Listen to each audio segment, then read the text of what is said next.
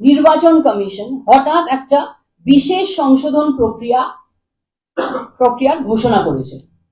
এই বিশেষ সংশোধন প্রক্রিয়াতে সব ভোটার তালিকাগুলোকে বদলে দেওয়া হবে, পুরো ভোটার তালিকা বদলে দেওয়া হবে। 1987 এর আগে যারা জন্মেছেন তাদের জন্মস্থান আর জন্মস্থিতির প্রমাণপত্র দেখাতে হবে। যারা 1987 আর 2004 এর মধ্যে জন্মেছেন তাদের জন্মস্থান আর জন্মস্থিতির প্রমাণ দেখাতে হবে।